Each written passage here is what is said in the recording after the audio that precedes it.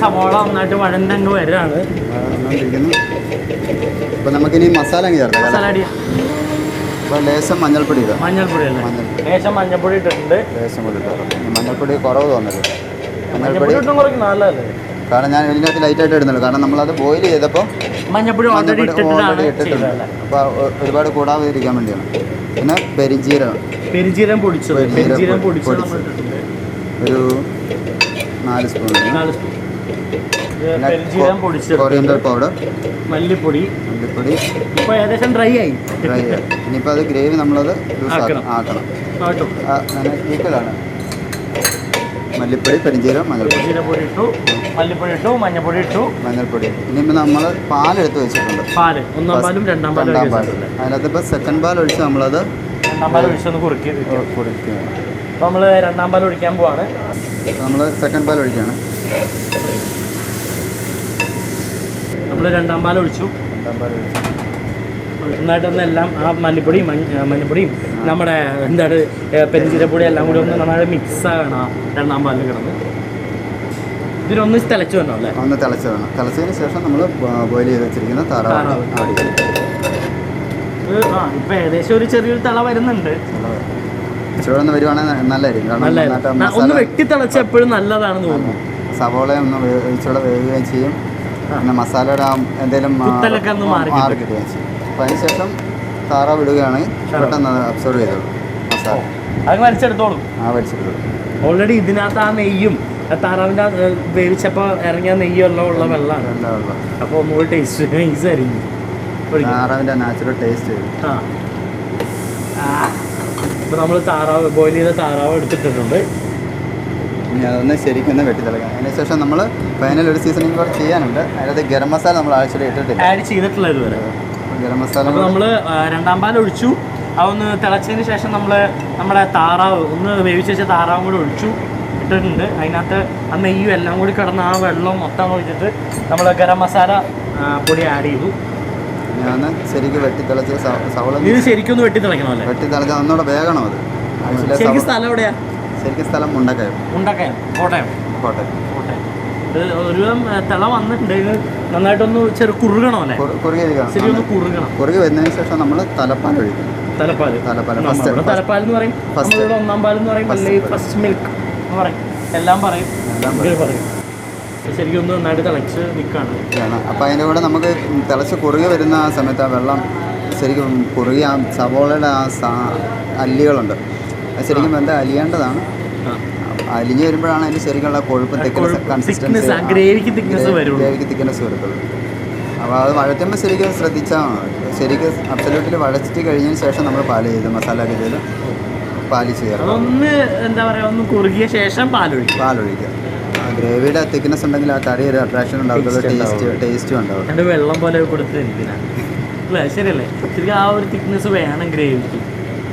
അപ്പോൾ നമുക്കിനി അത് ഏകദേശം വെന്തിട്ടുണ്ട്. കഷ്ണങ്ങളെല്ലാം വേവിച്ചാണ് കുറുകിയിട്ട് വന്നിട്ടുണ്ട്. അപ്പോൾ നമുക്കിനി തലപ്പാലും കൂടി ഫസ്റ്റ് ഒന്നാം പാൽ ഫസ്റ്റ് മിൽക്ക് എന്ത് വേണേലും പറയാം.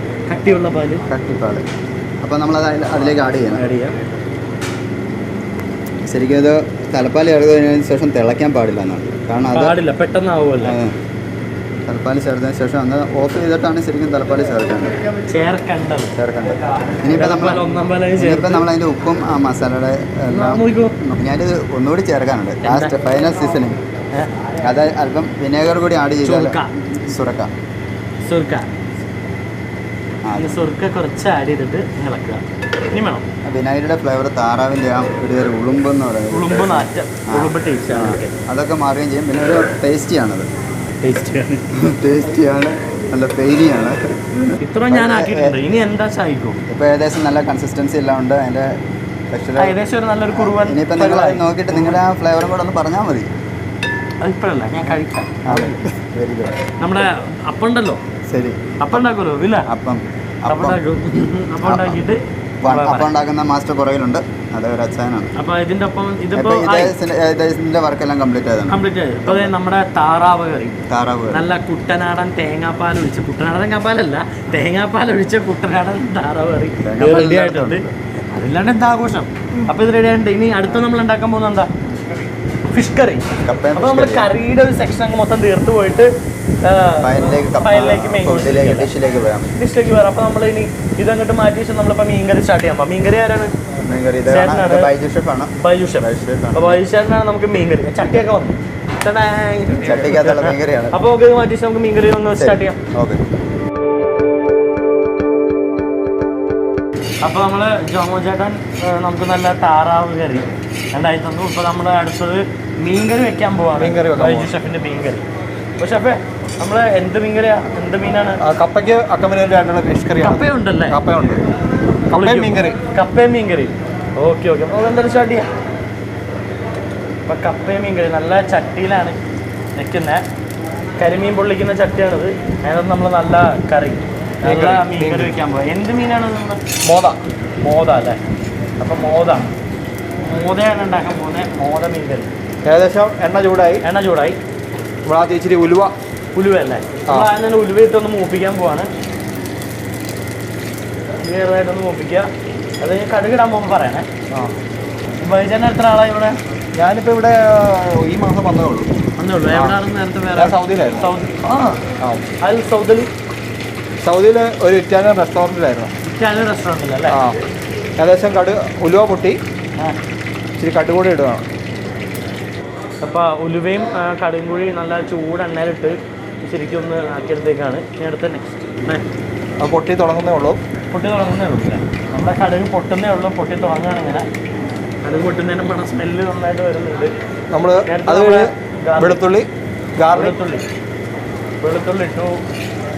ജിഞ്ചർ, ഇഞ്ചി, വെളുത്തുള്ളി, കരിവേപ്പില, 2 റെഡ് ചില്ലി, മറ്റൊരു ഫ്ലേക്സ്, ചില്ലി ഫ്ലേക്സ് ആക്കുന്ന മുളക്. ചില്ലി ഫ്ലേക്സ് ആക്കുന്ന മുളക്. വെറ്റല് നമ്മൾ ചുവന്നുള്ളി ചെറുള്ളി എടുത്ത് അതും കൂടി ഇട്ടേക്കാണ്. ഇതെല്ലാം കൂടി നന്നായിട്ടൊന്ന് വാട്ടി അങ്ങ് എടുക്കുക. 2 പച്ചമുളകും ഇട്ടല്ലേ? പച്ചമുളകും കൂടി ഇട്ടിട്ടുണ്ട്. ശരിക്കും ബ്രൗൺ കളറാണ്. അത് വാടി സോട്ടായണം. സോട്ടായാൽ മതി. അധികം വാടണ്ട. എന്നാൽ വാടുകയും വേണം. ഇങ്ങോട്ടില്ലാത്ത ഒരവസ്ഥ. നമ്മൾ ഗ്രേവി ഒരു തിക്ക് ഗ്രേവി ആയിരിക്കും. കപ്പയ്ക്ക് വേണ്ടിയുള്ള ഒരു കറി. കപ്പ നമുക്ക് വേവിക്കാൻ വെക്കാം. അല്ല, ഇത് മീൻ തീയ വെച്ച് കഴിയുമ്പോൾ നമുക്ക് കപ്പ വെച്ചിട്ട് വെക്കാം അല്ലേ? മീൻ വെച്ച് കഴിഞ്ഞാൽ മൂടി അത് പറ്റുന്ന സമയമുണ്ടല്ലോ. ആ സമയം കൊണ്ട് നമുക്ക് കപ്പയാക്കാം.